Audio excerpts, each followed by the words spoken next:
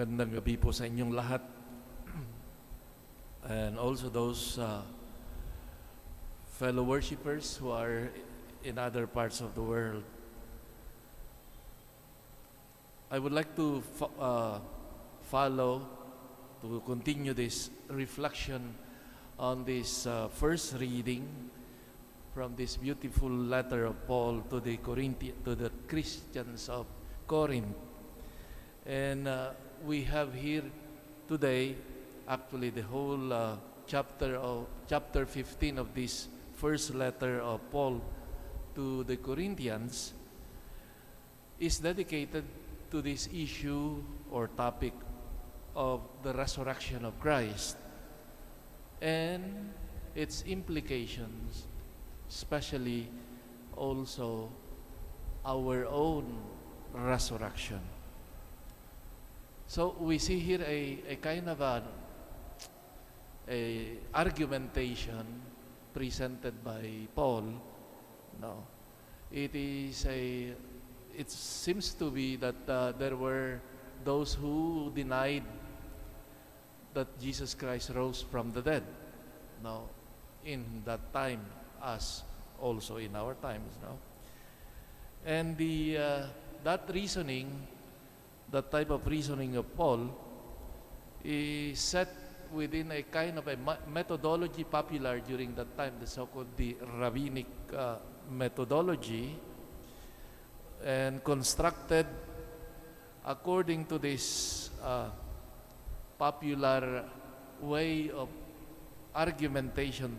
They call it, for those who have studied logic in college, they must remember still this, the reductio ad absurdum, they would say, or per absurdum, argument to absurdity, a form of argument that attempts to establish a claim by showing that the opposite scenario would lead to absurdity or contradiction.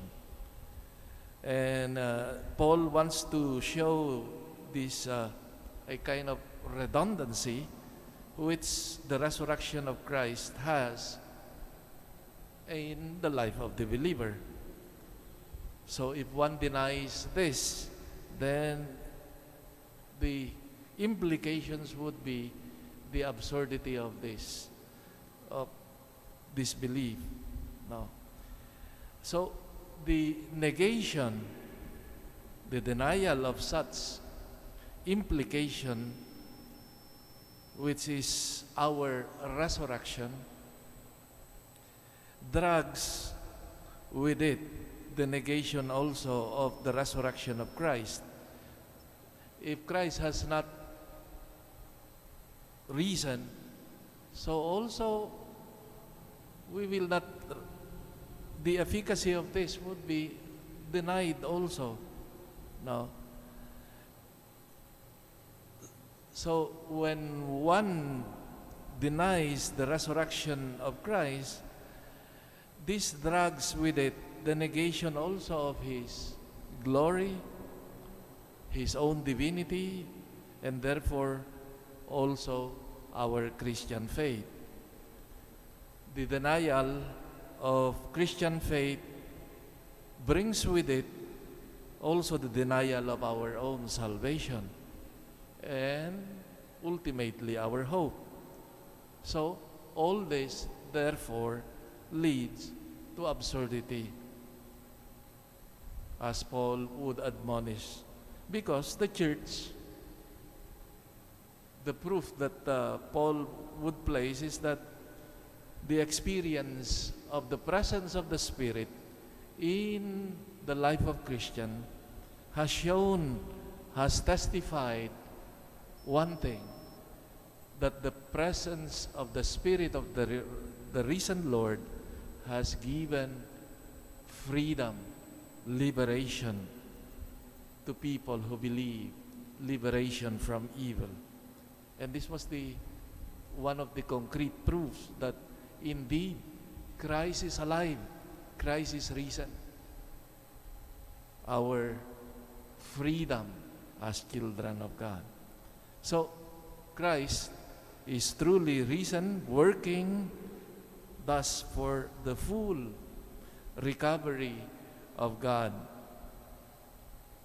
in that humanity which He assumed in His own incarnation. In other words,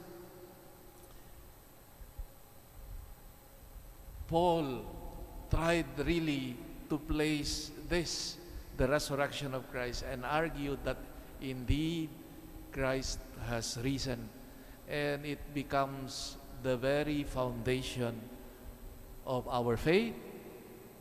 Because what would be the meaning of faith? What would be the meaning of life? What would be the meaning of love, of hope in this world, if everything ends in the tomb? Period. Wala na. What would be the meaning of life? No. So he wanted to show here that yes, the Christ has risen, and there is reason to continue to hope, to love, to serve, to do what is good, to do what is honorable, because that goodness, that victory of Christ reigns. Dear friends, in the midst of the challenges, the experience of so many frustrations and difficulties, the death of our loved ones sometimes lead us to question, saan ang patutungo ang buhay? And God, especially through the witness of Paul, who experienced really the risen Lord in his conversion, and he placed this as the foundation of our Christian life. The Eucharist, the Word of God proclaimed, has meaning because it has been guaranteed that the one who spoke this, the one who gave himself in the Eucharist, is alive, risen, and he has called us to participate precisely in this life. What a beautiful gift, what a beautiful truth to guide us, to as light in our journey that at times proved to be difficult and dark. The Mass, the Eucharist, is indeed a celebration of our faith in the risen Lord.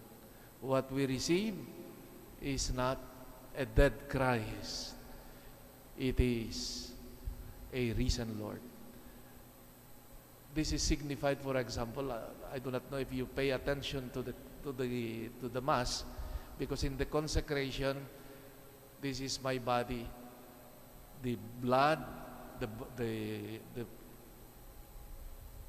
the bread and wine are consecrated separately, denoting, for example, the death of Christ on the cross, giving His body and blood, to signify His death. But I do not know if you pay attention that the priest, after the consecration, before the communion, he places a piece of bread into the chalice to signify precisely that what we are going to receive is the risen Lord. Now, meaning the body and blood together representing, signifying that Christ, that what we receive is the risen Lord. Dear friends,